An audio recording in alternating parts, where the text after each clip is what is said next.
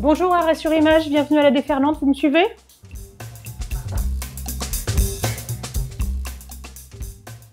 Alors ici on est dans les petits bureaux de la Déferlante avec une partie de l'équipe seulement parce qu'on a la particularité nous d'être une équipe qui est basée à Paris mais aussi dans d'autres villes de France, à Rennes, à Marseille, à Lille, à Toulouse. Au bureau et en télétravail, il y a 9 salariés permanentes, plus très rapidement une équipe d'à peu près 10 personnes qui travaillent très régulièrement sur la fabrication, donc je pense aux graphistes, les personnes qui font la maquette, la direction artistique, etc. Des SR, des correctrices évidemment.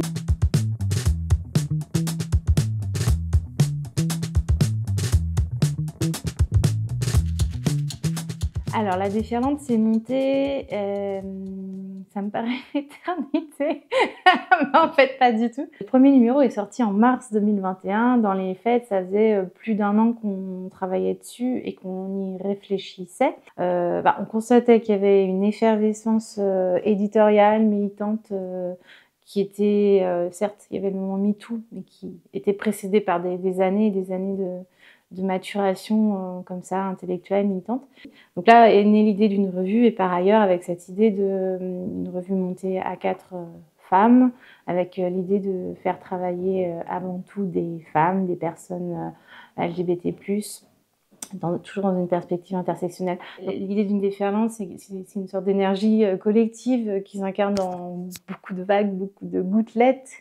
Il y avait l'idée de contrer l'injonction faite aux femmes à ne pas faire de vagues, être discrète, ne pas faire de bruit. Et cette typo qu'on a choisie aussi, la Déferlante, grosse, en capitale, qui s'affirme, qui se répète 3 fois, elle est liée aussi à cette envie de dire on est là, on est visible et manifeste.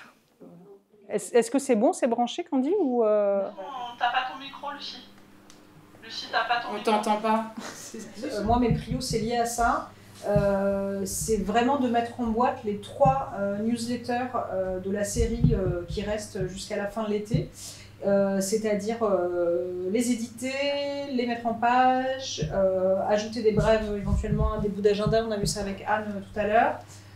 L'icono, voilà, et tout ça avant le départ de Salia, donc avant le 23 au soir, 24 au soir, 23 au soir. Voilà, donc ça va être, je pense, le highlight de ma semaine. Okay. Ça, c'est les épreuves du prochain numéro. C'est un numéro qui est entièrement consacré aux extrêmes droites et aux manières d'y résister en féministe. Voilà, donc la couve, ça c'est ce à quoi ressemblera la revue, la prochaine revue. Et donc ça, c'est toutes les épreuves sur lesquelles on a travaillé avec les correctrices. Et c'est vrai que je vous disais, on travaille beaucoup en dématérialisé, à distance, derrière des ordinateurs, mais quand on en arrive à cette étape-là des corrections sur épreuve, on voit aussi que la revue devient très concrète. Et puis évidemment, quand on l'a entre les mains, c'est vrai que voilà, je me souviens des premières fois où on l'a tenue comme ça, on s'est dit que c'était pas qu'un projet, c'est un vrai truc qu'on peut partager avec les lectrices. Moi, il y en a un que j'aime beaucoup, mais je sais pas si on l'a encore. Attends, oui, c'est celui-là.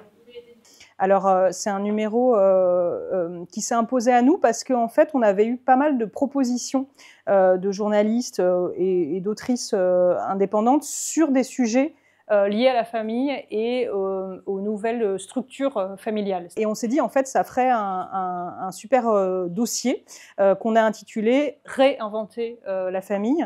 Il y a aussi un grand article sur les pères de famille, le patriarche et donc le patriarcat, une carte blanche à Rebecca Chaillon. Voilà, il y a plein de très très belles choses.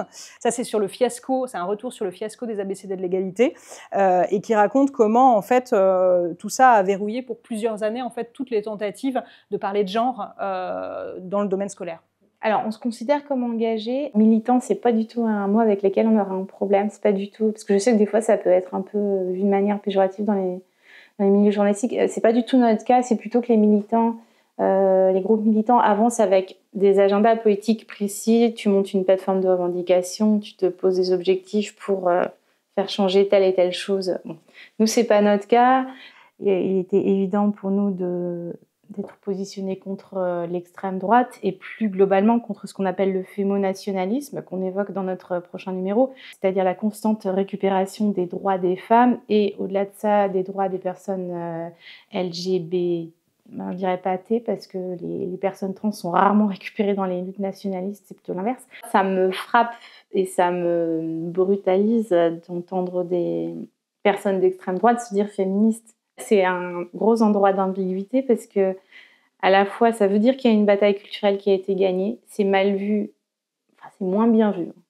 C'est moins bien vu à l'heure actuelle de dire je suis contre le féminisme, je suis pour que les femmes gagnent moins, etc. Disons que cette parole, encore que, est plus difficile à sortir qu'elle était complètement normale il y a 60 ans.